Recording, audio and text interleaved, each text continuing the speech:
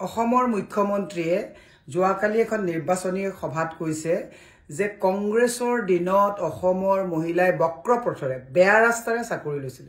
মই অসম প্ৰদেশ মহিলা কংগ্ৰেছৰ দায়িত্বশীল এগৰাকী মহিলা সভানেত্ৰী হিচাপে মুখ্যমন্ত্ৰীক মই তীব্ৰ ভাষাৰে ভৎসনা আৰু গৰিহণা দিছো যে যিসকলে মহিলাই কংগ্ৰেছৰ দিনত চাকৰি লৈ বৰ্তমান চাকৰি কৰি আছে প্ৰত্যেকগৰাকী মহিলাক তেওঁ অপমান কৰা নাইনে?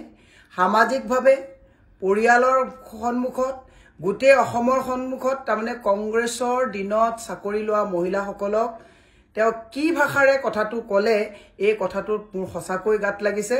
এজন মুখ্যমন্ত্ৰীয়ে নিৰ্বাচন জিকিবৰ কাৰণে অসমৰ মহিলা সমাজক যিটো কথা কৈ তেওঁ কটাক্ষ কৰিলে, বিপ্লৱ শৰ্মাৰ প্ৰতিবেদনৰ কথা ক'লে, মই মুখ্যমন্ত্ৰীক ক্ষমা খুজিবৰ কাৰণে মই আহ্বান জনাইছো।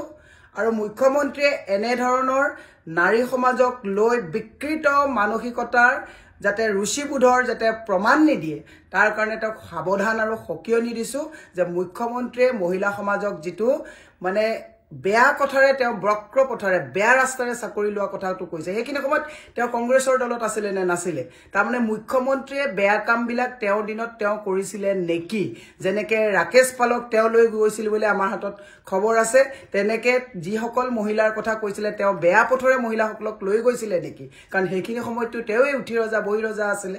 মুখ্যমন্ত্ৰীক এনেকুৱা দায়িত্ব জ্ঞানহীন কথা নকবৰ কাৰণে মই মহিলা কংগ্ৰেছৰ সভানেত্ৰী হিচাপে গৰিহণাও দিছো আৰু সকিয়াই দিছো আগলৈ যাতে মহিলা সমাজক লৈ এনেকুৱা তৃতীয় পৰ্যায়ৰ কোনো ৰুচি নথকা কথা কৈ মহিলা সমাজক অসন্মানিত নকৰিবৰ কাৰণে মুখ্যমন্ত্ৰী ডাঙৰীয়াক সকিয়াই দিছো।